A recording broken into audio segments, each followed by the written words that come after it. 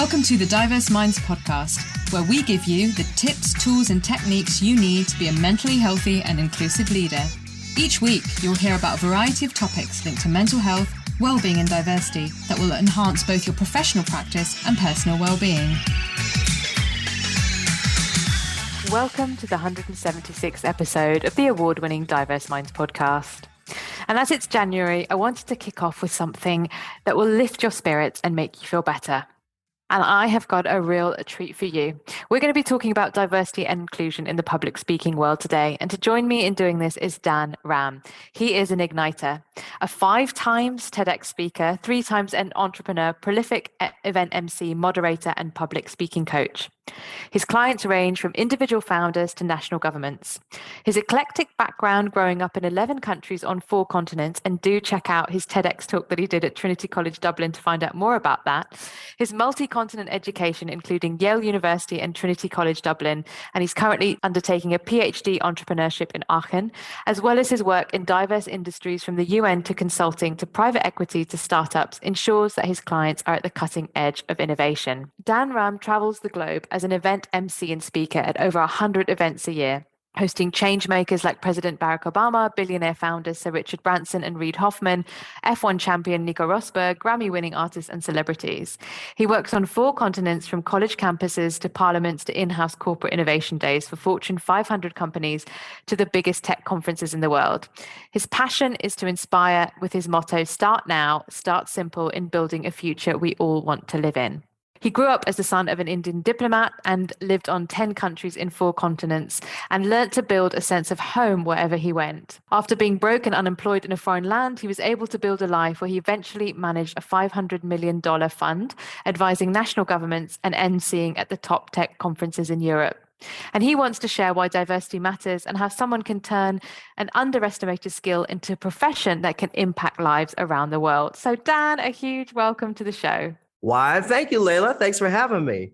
Yeah, really exciting. And we've not met in real life, but obviously we've been communicating on LinkedIn, and I've just read out your bio. But I think it'd be really lovely for listeners to hear a little bit more about what you're working on at the moment. I can answer that, but rather than what I do, I'm going to tell you why I do it. Every morning I wake up and I think, who can I serve? How can I serve? How can I be number 2?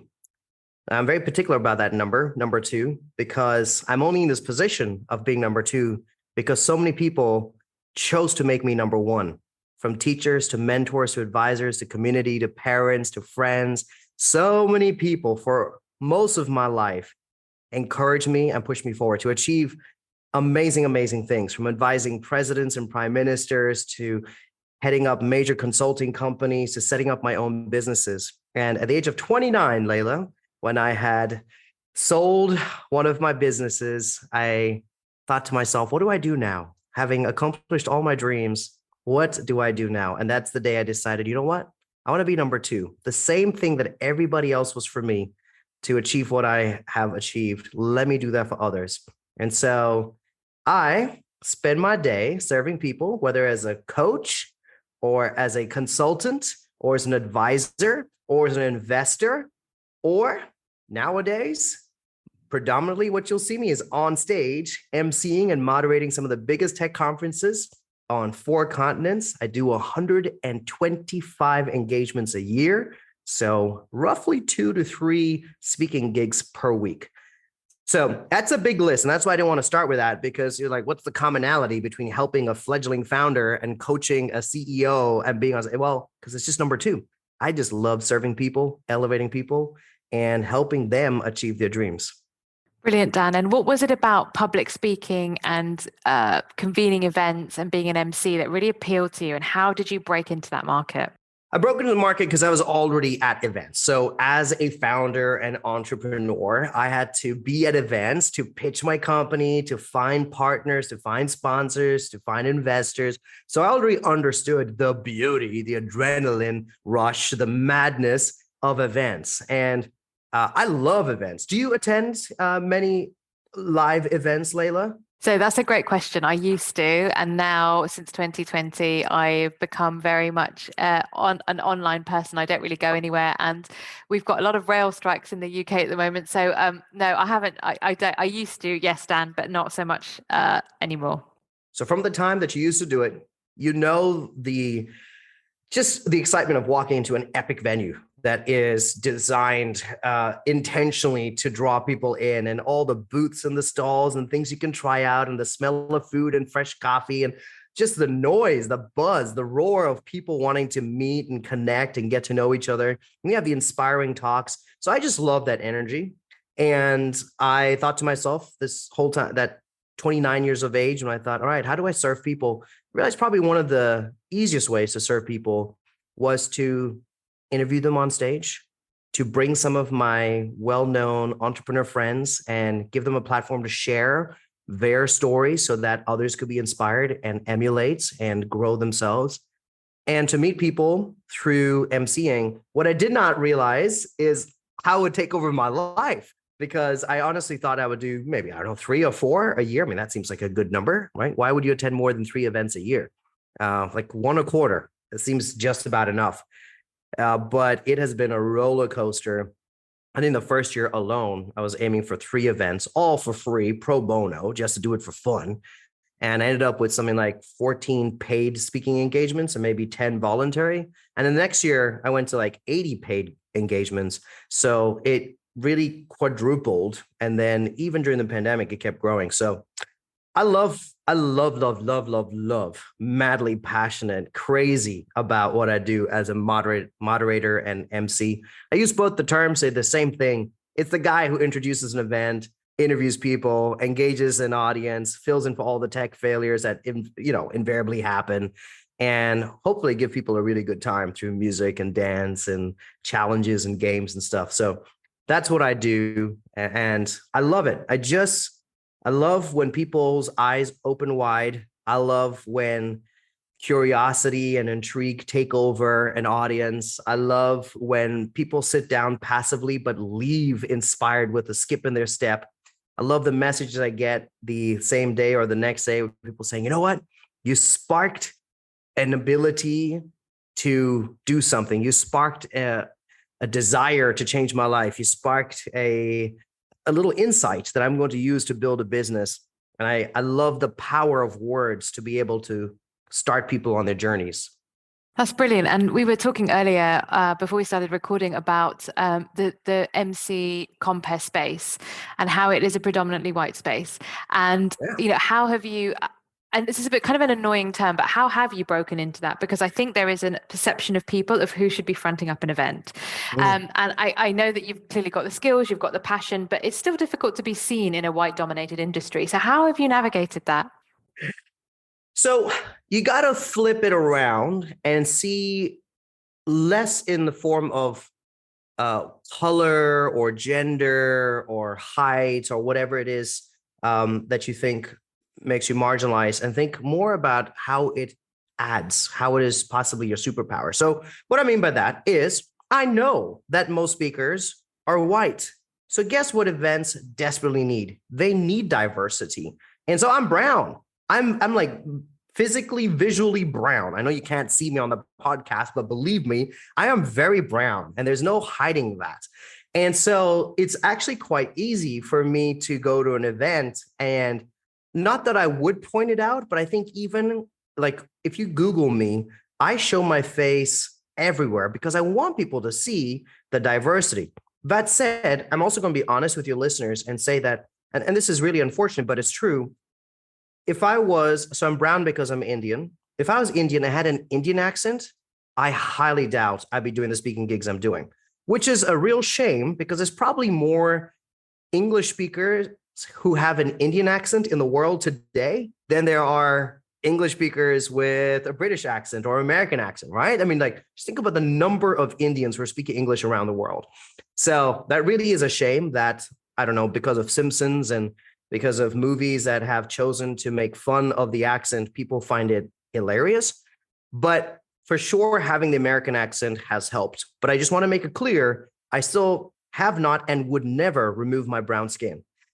Even when makeup artists, and here's a little pet peeve, the number of times I have gone backstage, and Layla, from your face, I can tell that this has happened to you too, where you've heard horror stories like this. You show up backstage and there's panic in the makeup artist's eyes because they've got color and foundation and makeup for white speakers, because what do they expect? White speakers. And then here I come in and they don't have my color palette. And so I now bring my own makeup to gigs. That's my coping mechanism. But if they do try to turn me to white, I will tell them, no, thank you. Keep my color. I want my color. And this is my difference, but it's my superpower. But I want to say that being brown by itself is nothing. Visually, it's nice for a photo op, but for me, diversity is not a photo op. So the big question is, what is it about being brown or Indian that is different? And so I make sure to present a fresh, an alternative, and a new perspective to every conversation. So you asked me about diversity in emceeing, and I have now told you about diversity with speakers and even backstage. I'm bringing other elements to the question. And this is important. Don't just say, I'm female, therefore I deserve to be on stage, or I'm African, so I deserve to be on stage, or I am, I don't know, whatever marginalized group you want to call LGBTQ, and so I need to be on stage. But find how that affects your perspective and how that perspective is actually valuable to the conversation. I am valuable to the conversation on stage beyond conversations on diversity. So as an entrepreneur, and this is mostly I do tech events, I don't just talk about how hard it is for a brown person to build a business, but I talk about immigrants in general, of any color, of any race, of any culture. What is that experience? Because people just assume entrepreneurs are local, but you know who are the most successful entrepreneurs? Immigrant entrepreneurs, over and over and over again, wherever you go, immigrant entrepreneurs. But most often, what do you see on stage? Local entrepreneurs. So what perspective do you get? Local entrepreneurs. So what can I bring? The immigrant entrepreneur perspective, now highly valuable. So turn whatever it is that you think is missing, that you bring into your superpower, but make it more than the photo op. Make it about a unique and valuable perspective and an opinion that needs to be at the event. You start doing that, and you don't have to sell yourself. I promise you that events will come hunting you because they will realize how important that voice is and how it's totally missing from their space. Yeah, and I think it was your first TEDx talk. So I know you've done 5. I watched your one at Trinity Dublin, and you're wearing a Sirvani, and really great story. Beautiful Sirvani, I loved it, and really. And then you had the quiet. I don't want to spoil it, but you had a quiet at the end, and I won't spoil it. But the conversation around that, around connectivity and culture and meaning and collaboration, I think came across so well, and I think that comes across in all of your work. And so building on that, then diversity, you're absolutely right. I mean, diversity can just be numbers. That doesn't mean that people have an inclusive experience, and that doesn't mean that people are having a great time. Just because you have a room full of different people, what does that really mean? How does that add value? So then building on that, how do you, within your events, create safe and inclusive spaces where people feel they can participate?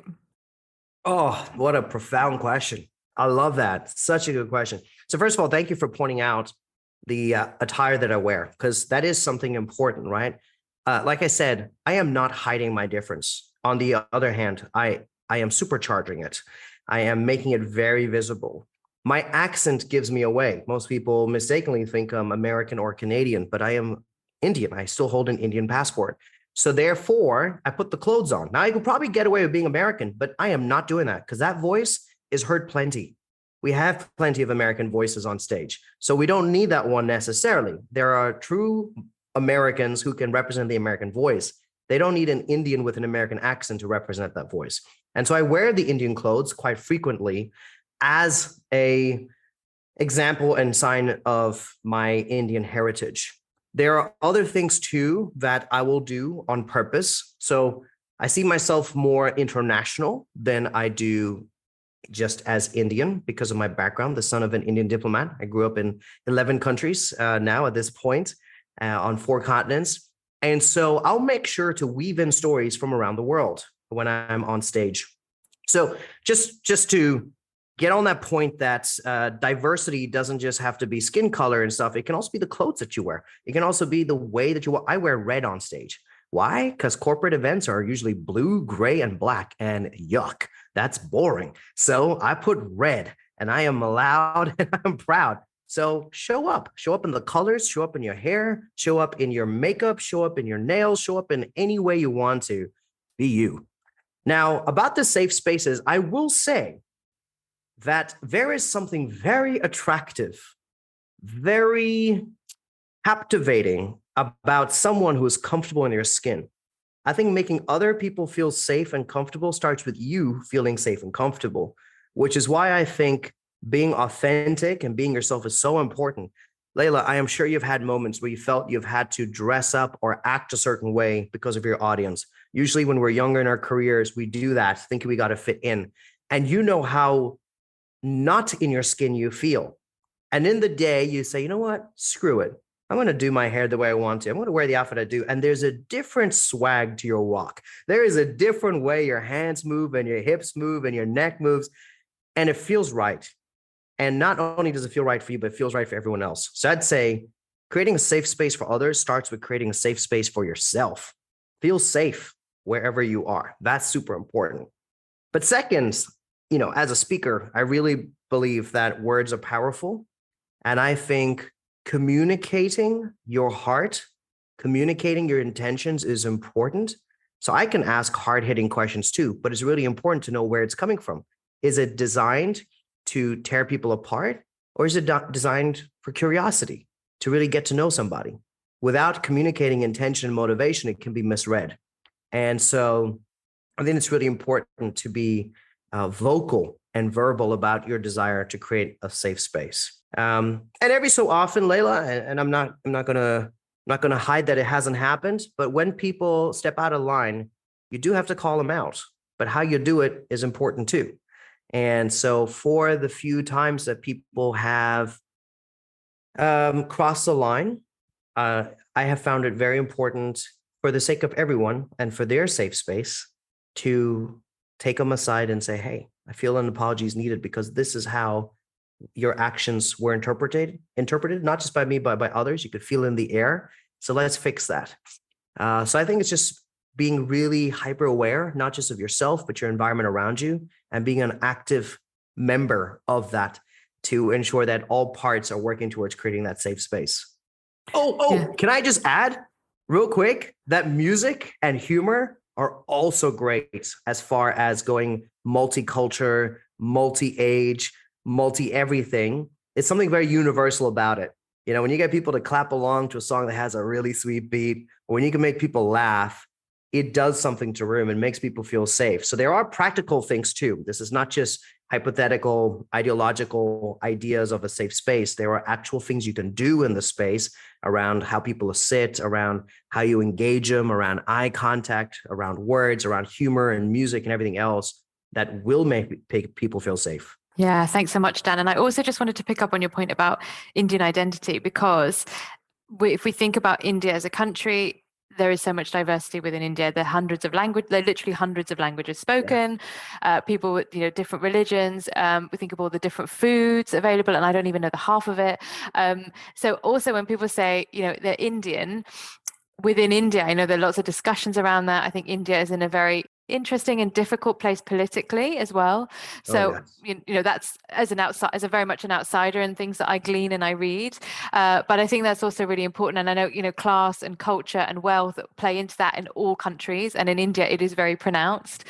So that you're bringing your Indian perspective, and other people are going to have their Indian perspectives. And also, we know, as I am one, big Indian diaspora on the globe. Yes. That's true.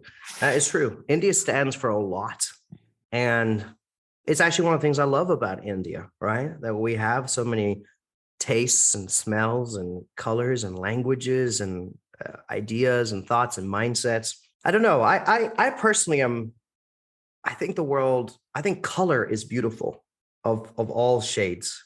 And I like a world that does not look uniform, that does not chase being the same. But I realize the same thing scares other people. So while I'm maybe understanding, I certainly am not accepting of a viewpoint that we all turn to one. I love that you have a different accent. It's so cool. And I hope you love having this accent on your podcast too. I think that's nice too, because in some ways we have similar heritage, but look how different we've turned out. We live in different countries with different ways of behaving and thinking. And I love that. I love that, you know? Yeah, brilliant. And so maybe there are people listening and from all backgrounds, but let's particularly focus on global majority Black backgrounds because that's what we do on the podcast. And they want to pursue a similar career as you. And they think, you know what, I have done a couple of speaking gigs and I really want to do what Dan does. Yeah. How can they do that? Because it First of feels all, quite a big thing to break into. Yeah. do it. Do it. We need you. We need you a lot. Okay. This was pointed out by Layla, and she's 100% right. She's not the first person to observe it, but at least she's doing something about it by communicating. But we need more diversity. And it's not enough, which, by the way, there are a lot of Twitter hate about this, to find an event and then post in there saying, why is there no diversity? If you are that person that wants diversity, please present yourself. So first of all, I don't know how much more of an invitation you want, but show up and be at an event. At the very beginning, just be there, right? Get a feel for the space, because they're not going to bring an outsider on stage. They're going to bring an insider who believes in events, who believes in those events to promote them to being on stage. So show up. That's the first thing. Second thing, there's a bunch of technical aspects on how to build your speaking career. I am very happy to help you with that, whether it is coaching you to get to a TEDx talk or coaching you to get your first paid speaking gig. This is what I do because I believe in a multiplicity of voices on stage. I am not at all believing in a world of limited opportunities. I believe in an abundant world. So I don't care about competition or any of that stuff. I will celebrate you and promote you and accelerate you to the top. This is my joy. And I want to see you build a career. But yes, there are technical aspects, just like any career. There are things you need to know on how to present yourself, social media, social credibility, a bunch of things you need to have in your portfolio to present yourself as a speaker. Now, there are a few things you can get started with. I mean, Layla and I have both done some TEDx talks, and that certainly helps because that is a platform of quite a few platforms, and it does stand for something. So where you can find a local chapter of Toastmasters and TEDx and some of these and pitch yourself, get in there. And then the other big thing is just do it. I mean, honestly, whether it is a school assembly, whether it is your office meeting, whether it is a family wedding, these are all platforms. Do them all. Everything that I do on stage for the last 5 years that has, I think you would consider it a hyper exponential growth of a career from 0 events on stage to now doing 125 a year, is because for the previous 15 years, 20 years, I voluntarily led games and gave talks at churches and youth groups for free all the time. And I just honed my skills and practice. So please just get out there, and you don't have to wait till you get to Slush or Web Summit or South by Southwest or a big conference. Just start where you're at. I mean, my phrase is start now, start simple. So literally next week, what is the platform? Are you heading up a Facebook group?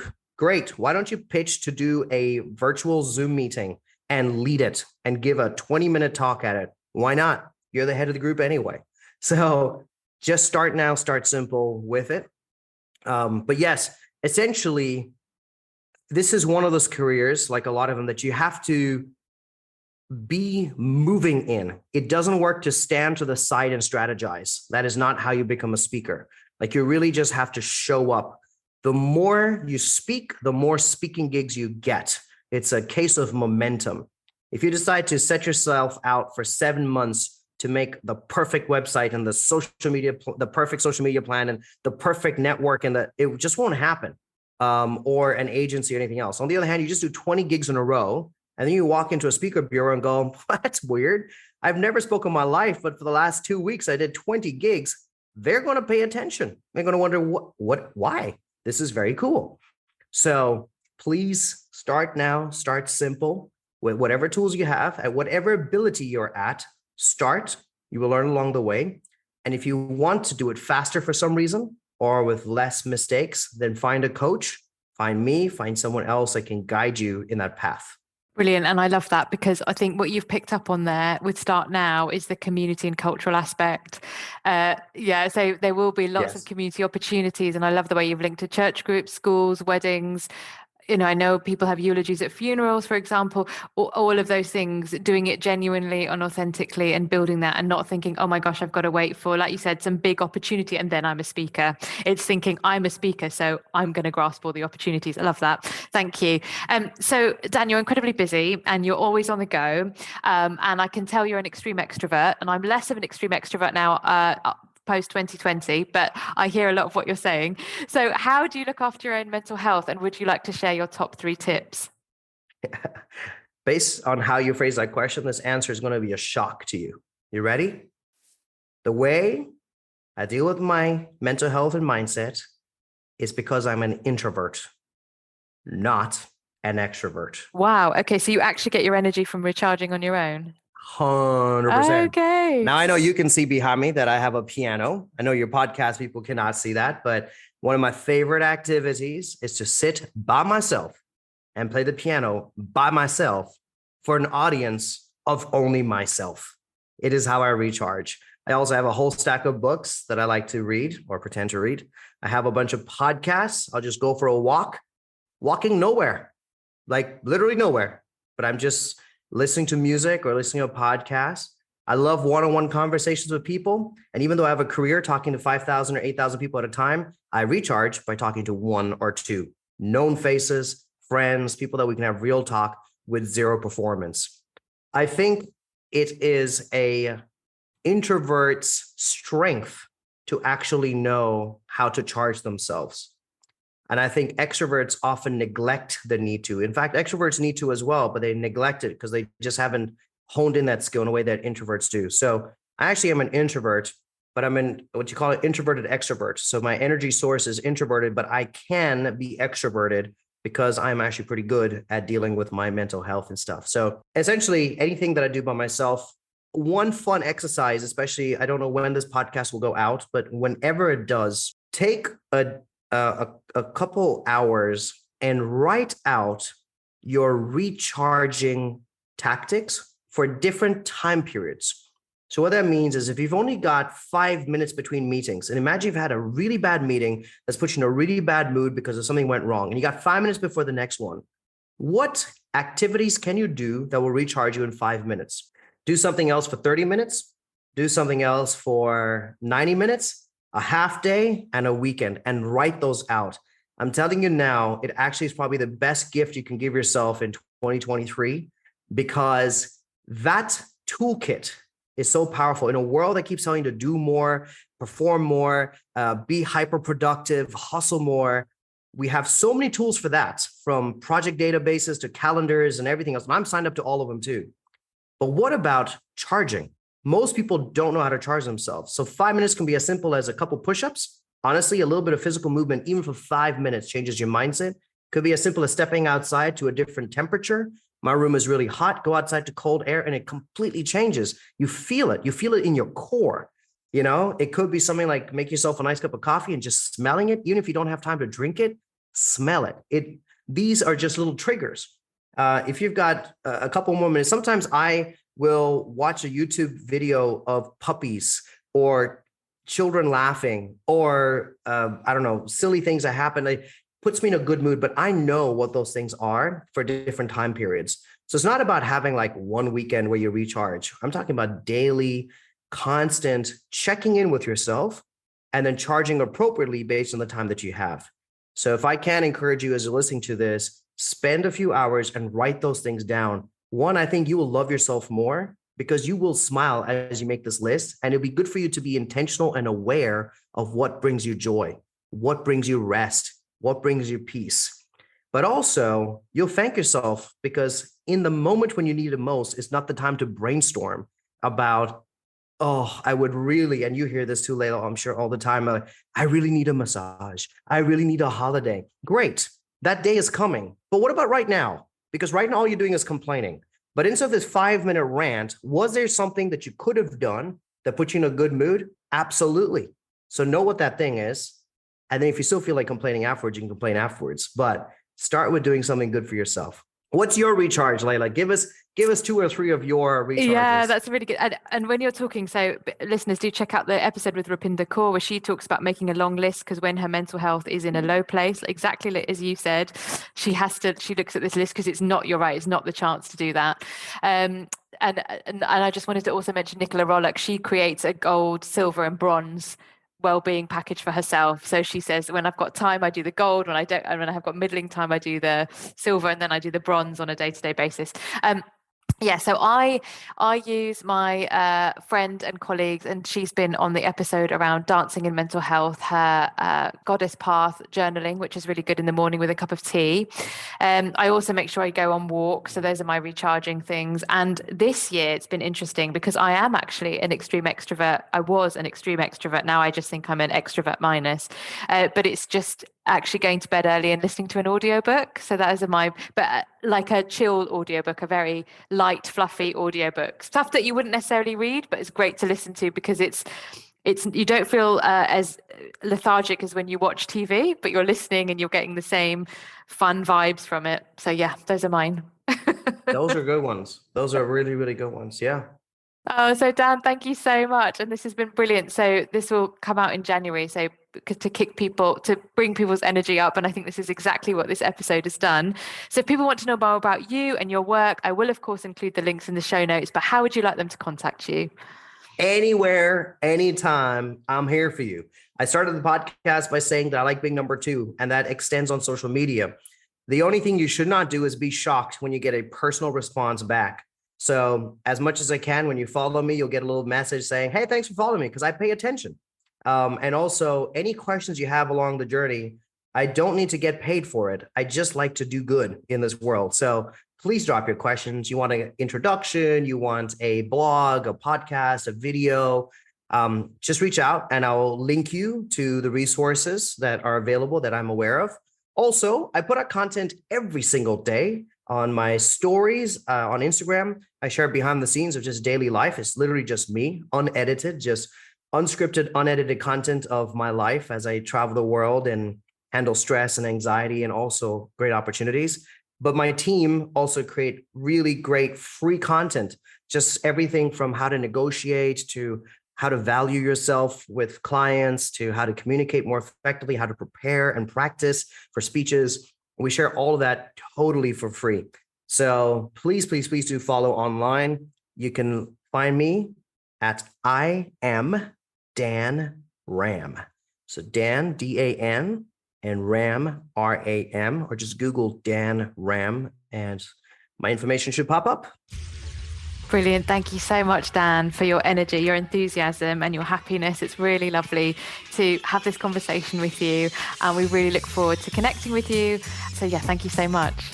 And Layla, thank you for doing what you do. It's a labor of love, isn't it? To organize all of this, to go through all those forms, to read all the bios and collect all the information. Now you got to do all the editing and then you got to promote it all and make thumbnails. It's so much work.